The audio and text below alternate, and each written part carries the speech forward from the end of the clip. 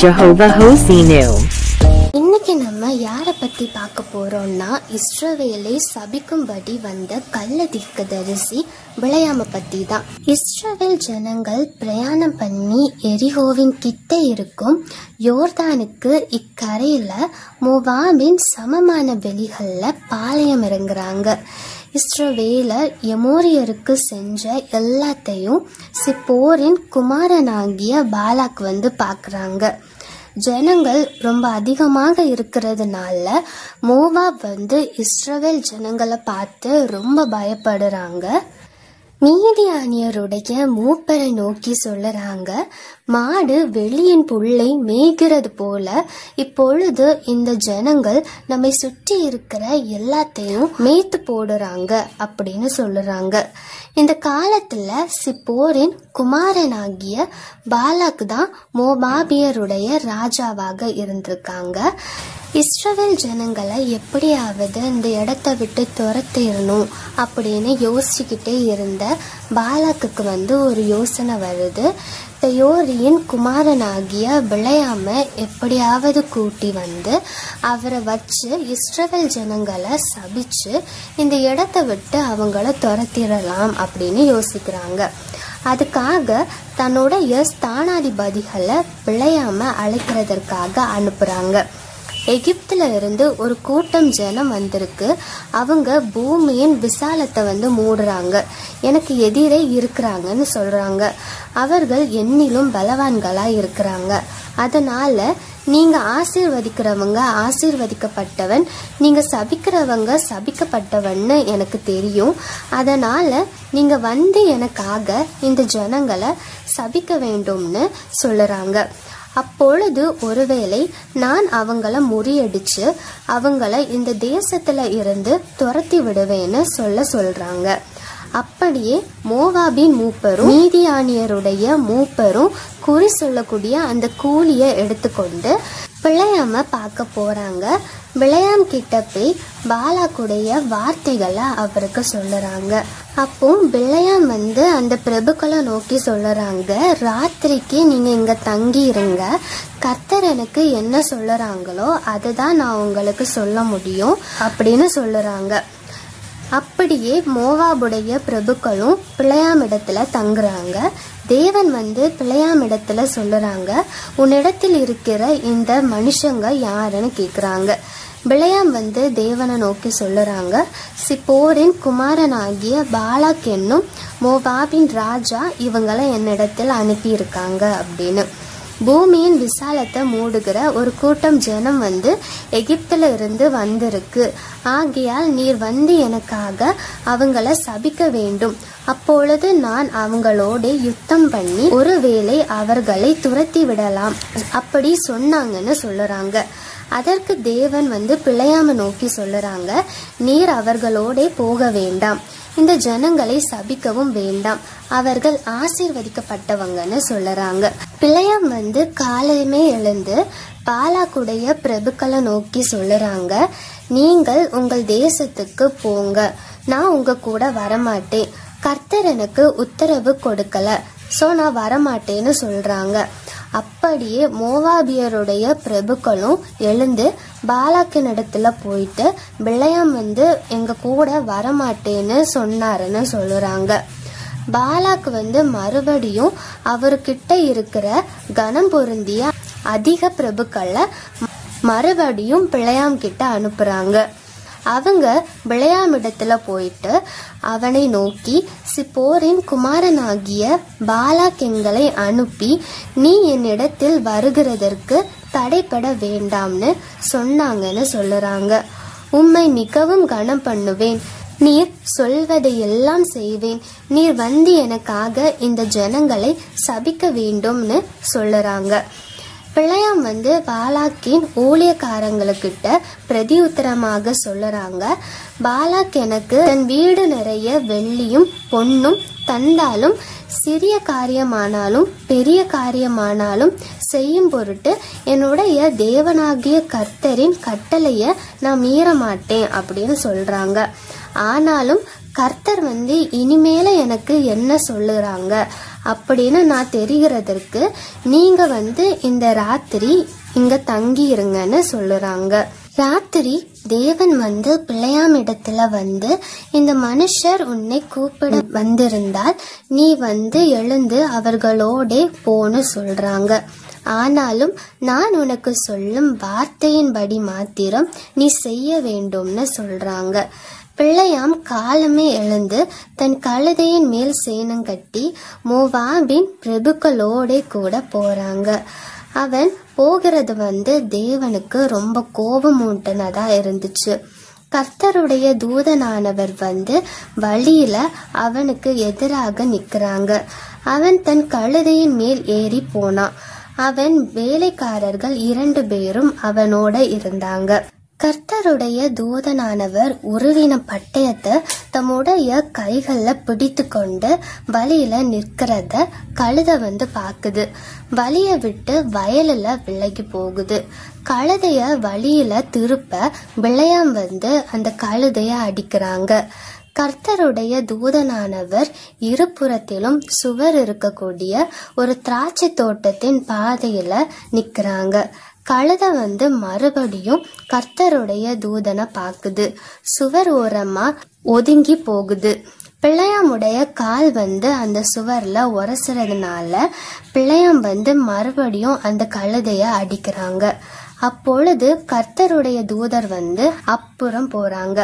வலதுபுறமும் இடதுபுறமும் விலக வழி இல்லாத ஒரு இடுக்கமான இடத்துல மறுபடியும் அந்த தூதன் நிக்கிறாங்க. கழுதை கர்த்தருடைய தூதனை மறுபடியும் பாக்குது. கழுதைக்கு எந்த பக்கமும் போக இடம் இல்லாததுனால பிள்ளையாமுடைய கீழ் படுத்து கொண்டது. பிள்ளையாம் ரொம்ப கோபம் உண்டவராகி கழுதைய தடியினால அடிக்கிறாங்க. உடனே கர்த்தர் கழுதையின் வாயை திறக்கிறாங்க. அது பிள்ளையாம பார்த்து கேக்குது, நீர் என்னை இப்பொழுது 3 தரம் அடிக்கும்படி நான் உமக்கு என்ன செய்தேன்னு கேக்குது. அப்பொழுது பிள்ளையாம் கழுதைய பார்த்து சொல்றாங்க, நீ என்ன பரியாசம் பண்ணுற? என்னோடைய கையில ஒரு பட்டயம் மாத்திரம் இருந்துச்சுன்னா நான் உன்னை வெட்டிடுவேன் அப்படின்னு சொல்றாங்க. கழுதை பிள்ளையாம நோக்கி சொல்லுது, நீர் என்னை கை கொண்ட காலம் முதல் இந்நாள் வரைக்கும் நீர் ஏறின கழுதை நான் அல்லவா? இப்படி உமக்கு எப்போதாகிலும் நான் செய்தது உண்டா என்று கேக்குது. இதுக்கு பிள்ளையாம் இல்லைன்னு சொல்லுறாங்க. அப்பொழுது கர்த்தர் பிள்ளையாமுடைய கண்ணை திறக்கிறாங்க. வழியில நின்று உருவின பட்டயத்தை தன்னுடைய கையில பிடித்திருக்கிற கர்த்தருடைய தூதனை பிள்ளையாம் பார்க்கிறாங்க. தலை குனிந்து முகம் குப்புற விழுந்து பணிந்து கொள்ளுறாங்க. கர்த்தருடைய தூதனானவர் பிள்ளையாம நோக்கி சொல்லுறாங்க, நீ உன் கழுதையை இதோட 3 தரம் அடித்தது என்னன்னு கேட்கிறாங்க. உன் வழி எனக்கு மாறுபாடா இருக்கிறதினால் நான் உனக்கு எதிராக புறப்பட்டு வந்தேன். உன்னுடைய கழுதை என்னை பார்த்து இந்த 3 தரம் எனக்கு விலகி போயிருச்சு. எனக்கு விலகாமல் இருந்திருந்தா இப்பொழுது நான் உன்னை கொன்று போட்டிருப்பேன். ஆனால் கழுதைய உயிரோட வைத்திருப்பேன்னு சொல்லுறாங்க. அப்பொழுது பிள்ளையாம் கர்த்தருடைய தூதனை நோக்கி, நான் பாவம் செய்தேன். வழியிலே நீர் எனக்கு எதிராக நிற்பதை அறியாதிருந்தேன். இப்பொழுதும் உமது பார்வைக்கு இது தகாதா இருக்குமானால் நான் திரும்பி போய் விடுகிறேன்னு சொல்லுறாங்க. கர்த்தருடைய தூதன் பிள்ளையாம நோக்கி, இந்த மனிதரோட கூட போ. நான் உன்னோட சொல்லும் வார்த்தையை மாத்திரம் நீ சொல்ல கடவாய்ன்னு சொல்லுறாங்க. அப்படியே பிள்ளையாம் பாலாக்கின் பிரபுக்களோட கூட போனாங்க. பிள்ளையாம் வருகிறத கேள்விப்பட்ட பாலாக்கு கடைசி எல்லையான அர்னோன் நதியின் ஓரத்தில் உள்ள மோவாபின் பட்டணம் மட்டும் அவனுக்கு எதிர்கொண்டு போறாங்க. பாலாக்கு பிள்ளையாம நோக்கி சொல்றாங்க, உங்களை அழைக்கும்படி நான் ஆவலோடு உங்களிடத்துல ஆட்களை அனுப்பினேன்ல, நீங்க ஏன் என்னிடத்துல வரமாட்டேன்னு சொன்னீங்க? ஏற்ற பிரகாரமாக உங்களுக்கு நான் கனம் பண்ண மாட்டேனான்னு கேட்கிறாங்க. அதற்கு பிள்ளையாம் வந்து பாலாக்க நோக்கி சொல்றாங்க, இதோ நான் உங்ககிட்ட வந்துட்டேன், ஆனாலும் ஏதாகிலும் சொல்லுகிறதற்கு என்னால கூடாது. தேவன் என் வாயில அளிக்கும் வார்த்தையே நான் சொல்லுவேன் அப்படின்னு சொல்றாங்க. பிளையாம் வந்து பாலாக்குடனே கூட போறாங்க. அவங்க கிரியாத் ஊசேத்துல போய் சேர்றாங்க. அங்க பாலாக்கு வந்து ஆடுகளை அடித்து பிளையாமுக்கும் அவனோட இருந்த பிரபுக்களுக்கும் கொடுக்கறாங்க. மறுநாள் காலமே பாலாக்கு வந்து பிளையாம கூட்டி கொண்டு அவனை பாகாலுடைய மேடுகள்ல ஏற பண்ணுறாங்க. அவ்விடத்திலிருந்து பிளையாம் வந்து ஜனத்தின் கடைசி பாளையத்தை பார்க்கறாங்க. பிளையாம் வந்து பாலாக்க நோக்கி, நீர் இங்கே எனக்கு 7 பலிபீடங்களை கட்டி 7 காளைகளையும் 7 ஆட்டுக்கடாக்களையும் இங்கு எனக்கு ஆயத்தம் படுத்தும்படி சொல்றாங்க. பாலாக் வந்து பிளையாம் சொன்னபடியே செய்யறாங்க. பாலாக்கும் பிளையாமும் ஒவ்வொரு பீடத்துல ஒவ்வொரு காளைகளையும் ஒவ்வொரு ஆட்டுக்கடாக்களையும் பலியிடுறாங்க.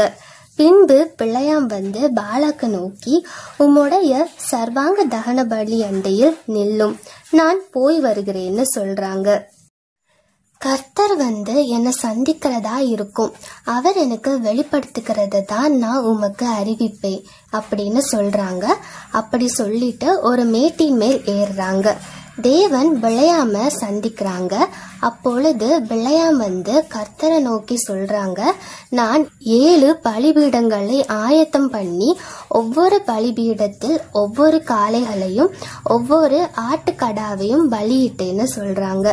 கர்த்தர் வந்து பிளையாமுடைய வாயில வாக்கருளி, நீ பாலாக்கின் இடத்தில் திரும்பி போய் இவ்விதமாய் சொல்லுன்னு சொல்றாங்க. பிளையாம் வந்து பாலாக்கின் இடத்துல திரும்பி போறாங்க. பாலாக் வந்து மோவாபுடைய சகல பிரபுக்களோடும் தன்னுடைய சர்வாங்க தகன பலி கிட்ட நின்று கொண்டு இருக்காங்க. அப்பொழுது பிளையாம் வந்து தன்னுடைய வாக்கியத்தை எடுத்துரைக்கிறாங்க.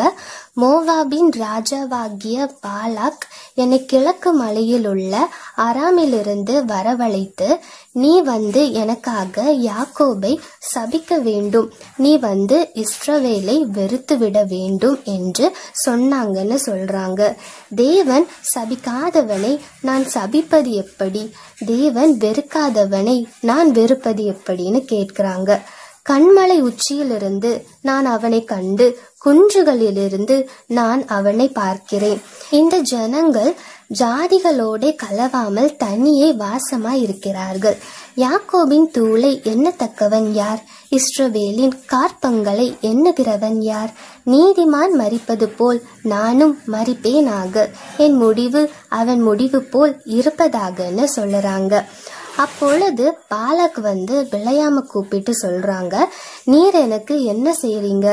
என் சத்துருக்களை சபிக்கும்படி நான் உங்களை கூப்பிட்டேன், நீங்க அவங்கள ஆசீர்வதிக்கவே ஆசீர்வதிக்கிறீங்கன்னு சொல்றாங்க.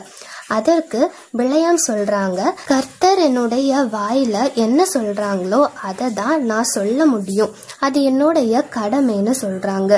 அதுக்கப்புறம் பாலாக்கு வந்து பிளையாம நோக்கி சொல்றாங்க, நீங்க அவங்கள பார்க்கத்தக்க வேறொரு இடத்திற்கு நம்ம போவோம், அங்க அவங்க எல்லாரையும் பாராமல் அவங்களுடைய கடைசி பாளையத்தை மாத்திரம் பாருங்க, அங்க இருந்து எனக்காக அவங்கள சபிங்கன்னு சொல்றாங்க. பாலாக் வந்து பிளையாம மிஸ்காவின் கொடுமுடியில் இருக்கிற சொப்பீமின் வெளியில அழைத்து கொண்டு போறாங்க. அங்க 7 பலிபீடங்களை கட்டுறாங்க. ஒவ்வொரு பலிபீடத்திலையும் ஒவ்வொரு காளைகளையும் ஒவ்வொரு ஆட்டுக்கடாக்களையும் பலியிடுறாங்க. அப்பொழுது பிளையாம் வந்து பாலாக்க நோக்கி சொல்றாங்க, இங்க உம்மிடத்தில் சர்வாங்க தகன பலி அண்டையில் நில்லும், நான் அங்கே போய் கர்த்தரை சந்தித்து வருகிறேன்னு சொல்றாங்க. கர்த்தர் பிளையாம சந்தித்து அவனுடைய வாயில வசனத்தை அருளி, நீ பாலாக்கினிடத்தில் திரும்பி போய் இவ்விதமாய் சொல்லுன்னு சொல்றாங்க. பாலாம் வந்து பிளையாம பார்க்க வருகிற போது அவன் மோவாபின் பிரபுக்களோட கூட தன்னுடைய சர்வாங்க தகன பலி அண்டையில் நின்று கொண்டு இருந்தான். இப்போ பிழையாம் பாலாக்க நோக்கி தன்னுடைய வாக்கியத்தை எடுத்துரைக்கிறாங்க. பாலாக்கே, எழுந்திருந்து கேளும், சிப்போரின் குமாரனே எனக்கு செவி கொடும். பொய் சொல்ல தேவன் ஒரு மனிதன் அல்ல, மனம் மாற அவர் ஒரு மனுபுத்திரன் அல்ல. அவர் சொல்லியும் செய்யாதிருப்பாரா? அவர் வசனித்தும் நிறைவேற்றாதிருப்பாரான்னு கேட்கிறாங்க.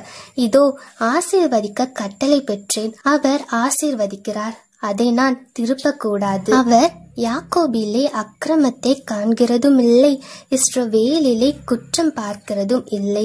அவர்களுடைய தேவனாகிய கர்த்தர் அவர்களோடே இருக்கிறார். ராஜாவின் ஜெய கம்பீரம் அவர்களுக்குள்ளே இருக்கிறது. தேவன் அவர்களை எகிப்திலிருந்து புறப்பட பண்ணினார். காண்டாமிருகத்துக்கொத்த பெலன் அவர்களுக்கு உண்டு.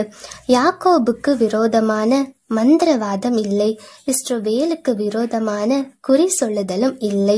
தேவன் என்னென்ன செய்தார் என்று கொஞ்ச காலத்திலே யாக்கோபையும் இஸ்ரவேலையும் குறித்து சொல்லப்படும். அந்த ஜனம் துஷ்ட சிங்கத்தை போல எழும்பும், பாலசிங்கம் போல நிமிர்ந்து நிற்கும். அது தான் பிடித்த இரையை பட்சித்து வெட்டுண்டவர்களின் இரத்தத்தை குடிக்க மட்டும் படுத்து கொள்வதில்லைன்னு சொல்றாங்க. அப்பொழுது பாலாக் பிழையாம நோக்கி, நீங்க அவங்கள சபிக்கவும் வேண்டாம், அவங்கள ஆசீர்வதிக்கவும் வேண்டாம்னு சொல்றாங்க. அதற்கு பிழையாம் சொல்றாங்க, கர்த்தர் என்ன சொல்றாங்களோ அதை தான் நான் செய்வேன் அப்படின்னு நான் உங்கள்கிட்ட முன்னாடியே சொல்லிட்டேன்ல அப்படின்னு சொல்றாங்க. அப்பொழுது பாலாக் பிழையாம நோக்கி, சரி வாங்க, நம்ம வேறொரு இடத்துக்கு போவோம், அங்க போய் நீங்க அங்க இருந்து எனக்காக அவங்கள சபிக்கணும்னு சொல்றாங்க. அந்த இடம் தேவனுக்கு பிரியமா இருக்கும்னு சொல்றாங்க. அவனை எஷிமோனுக்கு எதிரா இருக்கிற எபேரின் கொடுமுடிக்கு அழைத்து கொண்டு போறாங்க பாலாக். அப்பொழுது பிழையாம் பாலாக்க நோக்கி சொல்றாங்க, இங்கே எனக்கு 7 பலிபீடங்களை கட்டி இங்கே எனக்கு 7 காளைகளையும் 7 ஆட்டுக்கடாக்களையும் ஆயத்தம் பண்ணுங்கன்னு சொல்றாங்க. பிழையாம் சொன்னபடி பாலாக் செய்யறாங்க. ஒவ்வொரு பீடத்திலையும் ஒவ்வொரு காளைகளையும் ஒவ்வொரு ஆட்டுக்கடாக்களையும் பலியிடுறாங்க. இஸ்ரவேல் ஜனங்களை ஆசீர்வதிப்பது தான் கர்த்தருக்கு பிரியம்னு பிழையாம் கண்டதுனால அவங்க முந்தி செய்தது போல நிமித்தம் பார்க்காம வனாந்தரத்திற்கு நேராக தன்னுடைய முகத்தை திருப்புறாங்க. தன் கண்களை ஏறெடுத்து பார்க்கிறாங்க. அப்போ இஸ்ரவேல் தன்னுடைய கோத்திரங்களின்படி பாளையம் இறங்குறத பார்க்கிறாங்க. தேவ ஆவி அவங்க மேல வந்துச்சு. அப்பொழுது அவங்க தன்னுடைய வாக்கியத்தை எடுத்துரைக்கிறாங்க. பெயோரியின் குமாரனாகிய பிழையாம் சொல்லுகிறதாவது, கண் திறக்கப்பட்டவன் உரைக்கிறதாவதுன்னு சொல்றாங்க. தேவன் அருளும் வார்த்தைகளை கேட்டு சர்வ வல்லவரின் தரிசனத்தை கண்டு தாழ விழும்போது கண் திறக்கப்பட்டவன் விளம்புகிறதாவது, யாக்கோபே உன் கூடாரங்களும் இஸ்ரவேலே உன் வாசஸ்தலங்களும் எவ்வளவு அழகானவைகள், அவைகள் பரவி போகிற ஆறுகளைப் போலவும் நதியோரத்தில் உள்ள தோட்டங்களைப் போலவும் கர்த்தர் நாட்டின சந்தன மரங்களைப் போலவும் தண்ணீர் அருகே உள்ள கேதுரு விருட்சங்களைப் போலவும் இருக்கிறது. அவர்களுடைய நீர்ச்சால்களிலிருந்து தண்ணீர் பாயும், அவர்கள் வித்து திரளான தண்ணீர்களில் பரவும். அவர்களுடைய ராஜா ஆகாகை பார்க்கிலும் உயருவான், அவர்கள் ராஜ்யம் மேன்மையடையும். தேவன் அவர்களை எகிப்திலிருந்து புறப்பட பண்ணினார். காண்டாமிருகத்துக்கொத்த பெலன் அவர்களுக்கு உண்டு. அவர்கள் தங்கள் சத்துருக்களாகிய ஜாதிகளை பட்சித்து அவர்கள் எலும்புகளை நொறுக்கி அவர்களை தங்கள் அம்புகளினாலே ஏவார்கள். சிங்கம் போலவும் துஷ்ட சிங்கம் போலவும் மடங்கி படுத்து கொண்டிருக்கிறார்கள். அவர்களை எழுப்புகிறவன் யார்? உங்களை ஆசீர்வதிக்கிறவன் ஆசீர்வதிக்கப்படுவான், உங்களை சபிக்கிறவன் சபிக்கப்படுவான் என்று பிள்ளையாம் சொல்றாங்க. இப்போ பாலாக்குக்கு பிள்ளையாம் மேல ரொம்ப கோபம் உண்டாகுது. கையோட கை தட்டி பிள்ளையாம நோக்கி சொல்றாங்க, என் சத்துருக்களை சபிக்க உன்னை நான் அழைத்தேன், நீங்களோ இந்த 3 முறையும் அவங்கள ஆசீர்வதிக்கிறீங்க. அதனால உங்களுடைய இடத்திற்கு நீங்க ஓடி போங்க, உங்களை மிகவும் கனம் பண்ணுவேன் என்று சொன்னேன். நீங்க கனமடையாதபடிக்கு கர்த்தர் தடுக்கிறாங்கன்னு சொல்றாங்க. அதுக்கு பிள்ளையாம் பாலாக்க நோக்கி சொல்றாங்க, பாலாக் எனக்கு தன்னுடைய வீடு நிறைய வெள்ளியும் பொன்னும் கொடுத்தாலும் நான் என் மனதாய் நன்மையாகிலும் தீமையாகிலும் செய்கிறதற்கு கர்த்தரின் கட்டளைகளை மீறக்கூடாது. கர்த்தர் சொல்வதையே செய்வேன். நீங்க என்னிடத்திற்கு அனுப்பி ஆனாதிபதிகளிடத்திலையும் நான் இதுதானே சொன்னேன் அப்படின்னு சொல்றாங்க. இதோ நான் என் ஜனங்களிடத்திற்கு போகிறேன், பிற்காலத்திலே இந்த ஜனங்கள் உம்முடைய ஜனங்களுக்கு செய்வது இன்னதென்று உமக்கு தெரிவிப்பேன் அப்படின்னு சொல்றாங்க. அவன் தன்னுடைய வாக்கியத்தை மறுபடியும் எடுத்துரைக்கிறாங்க. பெயோரின் குமாரனாகிய பிள்ளையாம் சொல்லுகிறதாவது, கண் திறக்கப்பட்டவன் உரைக்கிறதாவதுன்னு சொல்றாங்க. தேவன் அருளும் வார்த்தைகளை கேட்டு உன்னதமானவர் அளித்த அறிவை அறிந்து சர்வ வல்லவரின் தரிசனத்தை கண்டு தாழ விழும்போது கண் திறக்கப்பட்டவன் விளம்புகிறதாவது, அவரை காண்பேன், இப்பொழுது அல்ல, அவரை தரிசிப்பேன், சமீபமாய் அல்ல. ஒரு நட்சத்திரம் யாக்கோபிலிருந்து உதிக்கும், ஒரு செங்கோல் இஸ்ரவேலிலிருந்து எழும்பும். அது மோவாபின் எல்லைகளை நொறுக்கி சேத் புத்திரர் எல்லாரையும் நிர்மூலமாக்கும். ஏதோம் சுதந்திரமாகும், சேயீர் தன் சத்துருக்களுக்கு சுதந்திரமாகும். இஸ்ரவேல் பராக்கிரமம் செய்யும், யாக்கோபிலிருந்து தோன்றும் ஒருவர் ஆளுகை செய்வார், பட்டணங்களில் மீதியானவர்களை அழிப்பார்னு பிள்ளையாம் சொல்றாங்க.